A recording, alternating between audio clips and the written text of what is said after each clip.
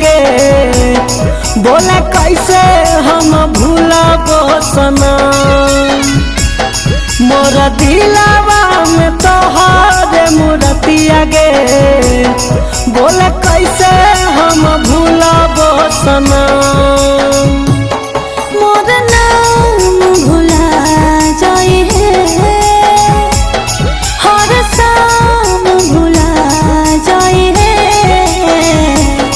तोर सोनावा के जैसा न सूरतिया गे बोले कैसे हम भूलब सनम मोरा दिलावा में तोहरे मूर्तिया गे बोले कैसे हम भूलब सनम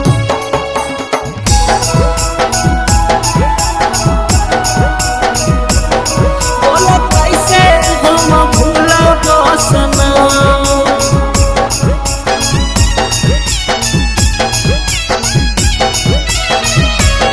मोरा दिलावा में तोहरे मूर्तिया गे बोले कैसे हम भूलब सनम और दूर हो गलिया कि जरूरी हालो रे तोर से जुदाई मजबूरी हालो रे मजबूरी हालो रे हगे दर्द दिल गे हम सह लिया गम के दरिया में रोज बह लिया ये कहानी तो भुला जाई है बेईमानी तो भुला जाई है तोर सोनावा के जैसा न सूरतिया गे बोले कैसे हम भूलब सनम मोरा दिलावा में तोहरे मूर्तिया गे बोले कैसे हम भूलब सनम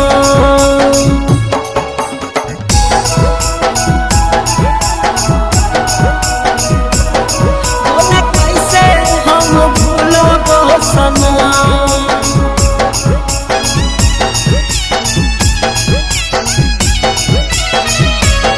मोरा दिलवा में तोहरे मूर्तिया गे बोले कैसे हम भूलब सनम ई पगली दीवाने के काहे याद करो ही आँखिया के लोरवा आजाद करो ही आजाद करो ही ई पगला दीवाना तोरा याद करतोगे अखिया के लोरावा बर्बाद करतोगे हर कसम के भुला जाई है हर जख्म के भुला जाई है तोर सोनावा के जैसा न सूरतिया गे बोले कैसे हम भूलब सनम मोरा दिलावा में तोहरे मूर्तिया गे बोले कैसे